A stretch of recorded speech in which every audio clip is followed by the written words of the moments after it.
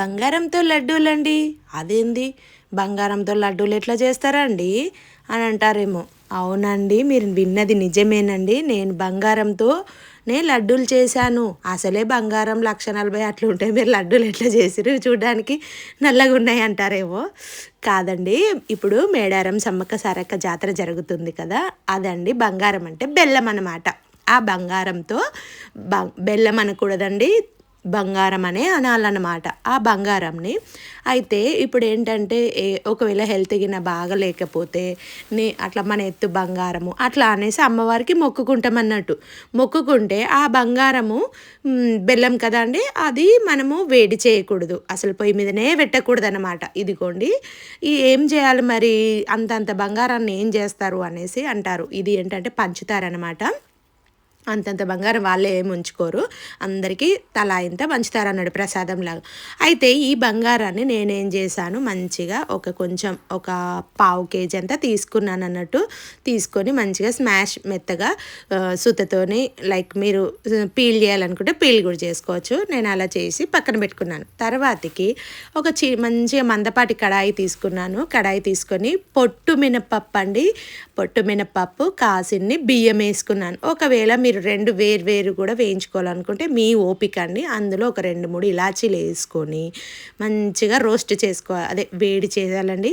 వేడి చేసినాక వేయించాక mixie jar అండి. ఒకవేళ మీరు ఇలా మిక్సీలో కొంచెం మంచిగా రాదు అనుకుంటే మీరు పిండి గిర్ని దగ్గరికి వెళ్ళి అయినా పిండి ఆడించుకోవచ్చు అన్నమాట. నేనైతే ఇది కొంచెమే కదా జస్ట్ అనేసి ఒక పావు కేజీయే కదా అనేసి అయితే కొంచెం బరుకుగానే ఉంది. సర్లే ఏం కాదు, లడ్డూలు అయితే చేసుకుందాం అనేసి అయితే మంచిగా వేడిది అందులో వేసుకున్నాను. ఒక ప్లేట్ తీసుకొని అందులోకి వేసుకొని ఒక గిన్నెలో మీకు ఆయిల్ కనబడుతుంది కదా, అది ఆయిల్ కాదండి, మంచిగా ఇంట్లోనే ఫ్రెష్ నెయ్యి అండి.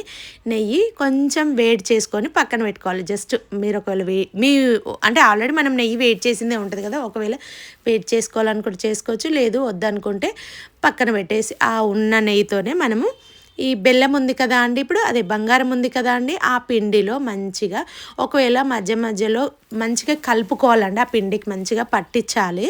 అంటే ఇవి సరిగా ఒకవేళ ఉండలు ఉన్నాయనుకో, మీకు అలా అనిపిస్తే ఏం చేయండి, ఒకసారి అయితే మళ్ళీ మిక్సీలో వేసుకోండి. మళ్ళీ మిక్సీలో వేసుకుంటే మీరు అంటే అవి ప్రెస్ చేస్తే చునగట్లేదు అనుకుంటే మిక్సీలో వేసుకుంటే కరెక్ట్గా పిండి లాగానే మనకి మంచిగా మెదిగిపోతాయి అన్నమాట. మెదిగినాక నేను ఇంకా మళ్ళీ టైం ఎందుకు, ఇలా చేతితోనే జస్ట్ ఇలా ప్రెస్ చేసుకున్నాను అండి. పిల్లలకు కూడా డైలీ ఒకటి ఇచ్చిన చాలా అంటే చాలా బలం అండి. ఎక్కువ ఇది మినపప్పుది ఎక్కువ తిన్నా కూడా లావు అవుతారు అనేసి ఎక్కువగా తినరు. డైలీ ఒక్కటి చిన్నపిల్లలకి అంటే మనం మంచిగా నెయ్యితోనే కదా. ఇదిగో ఇవన్నీ అయితే ఇలా అనుకొని నేను పక్కన పెట్టుకున్నాను. అది మిక్సీ చేసుకుంటాను అన్నట్టు. ఇంకా నాతో అవ్వట్లేదు, కొంచెం అయితే చేసేదాన్ని, అది చాలా ఉంది కదా, అందుకోసం అనేసి మిక్సీకి వేసుకుందామని ఇంకా పక్కన పెట్టుకున్నాను. ఈ లోపలైతే నెయ్యి అయితే యాడ్ చేసుకుంటున్నాను. ఇప్పుడు పావు కేజీ పిండికి మనకి పావు కేజీ నెయ్యి పడుతుందండి. ఇది సరిపోదు, నేను జస్ట్ మీకు చూపిస్తున్నాను. అంటే కొంచెం కాగబెట్టుకున్నాను, ఇంకొంచెం కాగబెట్టంది కూడా ఇందులో యాడ్ చేసుకుంటాను. ఫస్ట్ ఆఫ్ ఆల్ కొంచెం పోసుకొని అసలు బాల్ వస్తుందా రాదా నేనైతే అనుకున్నాను, భయపడ్డాను. మొత్తం మీద అయితే బాల్ అయితే పర్ఫెక్ట్గానే వచ్చేసిందండి. అదేవిధంగా కన్సిస్టెన్సీని మంచిగా మొత్తం నెయ్యితోని మంచిగా కలిపేసుకోవాలండి. కలిపేసుకొని ఉండలు కట్టుకుంటే సరిపోతుందండి. చూడండి పర్ఫెక్ట్గానే వచ్చేస్తుంది. మనం తినేటప్పుడు ఏంటంటే కొంచెం పొడి అంటే లైక్ అది మిక్సీలో వేసింది కదా, మనం గిర్ని దగ్గర పట్టిస్తేనేమో మంచిగా మనకి మెత్తగా వచ్చేదన్నమాట. ఇది ఇప్పుడు నెయ్యి సరిపోయిందా లేదా అనేసి నేను 2 చేతులతోనైతే ఒకసారి ట్రై చేస్తున్నాను. పర్ఫెక్ట్గా సరిపోయిందనమాట.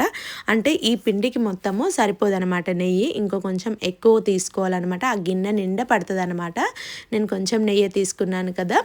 చూడండి బాల్ అయితే పర్ఫెక్ట్గా వచ్చేసిందండి. ఒకవేళ మీకు బ్యాక్ పెయిన్స్ కానీ లైక్ చిన్నప్పుడు ఏదన్నా దెబ్బ నొప్పులు బావిలలో అట్లా పడినా కూడా, ఆ దెబ్బ నొప్పులు ఉన్నా కూడా ఇలాంటి సున్నుండ ఒక్కటి తింటే చాలండి, చాలా అంటే చాలా బాగుంటుందండి.